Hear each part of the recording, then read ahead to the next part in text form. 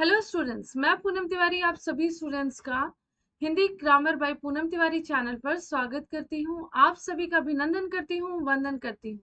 उम्मीद करती हूँ कि आप सभी की पढ़ाई जबरदस्त तरीके से चल रही होगी और आप सभी के रिक्वेस्ट पर मैं इस सेशन को लेकर आई हूँ जहाँ पर हम इस चैप्टर की रिवीजन करेंगे, वो भी बहुविकल्पीय प्रश्नों के माध्यम से।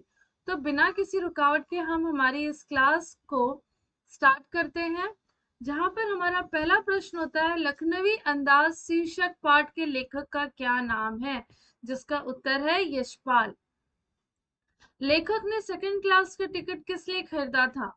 तो लेखक ने सेकंड क्लास का टिकट एकांत में नई कहानी के संबंध में सोचने के लिए। सफेद पोश का क्या अर्थ है?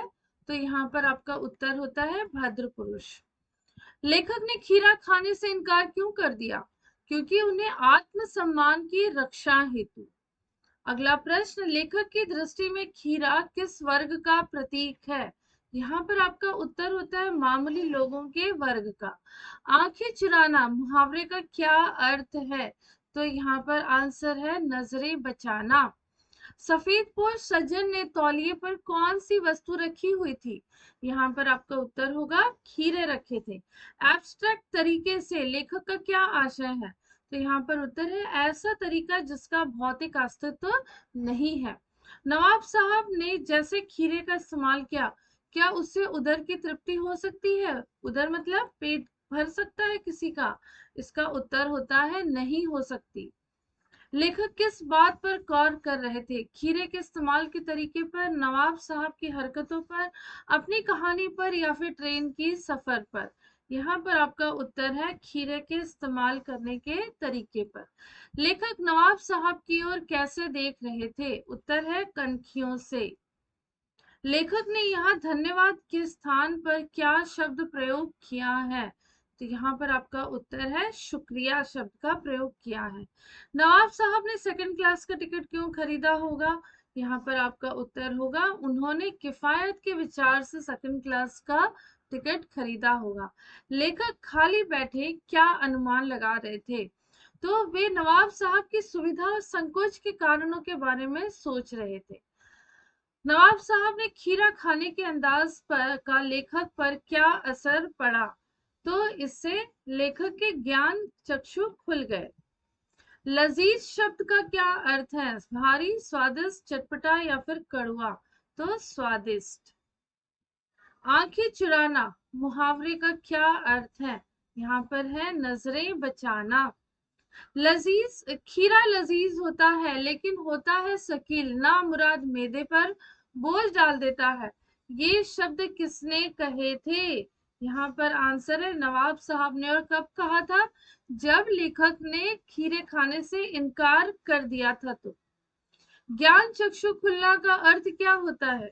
ज्ञान ज्ञान होना, ठीक है। और लेखक के अनुमान के प्रतिकूल क्या था? डिब्बा खाली नहीं था, डिब्बा भरा हुआ था, डिब्बा साफ था या फिर डिब्बा छोटा था? तो यहाँ पर आपका उत्तर होगा डिब्बा खाली नहीं था। लेखक की पुरानी आदत क्या थी?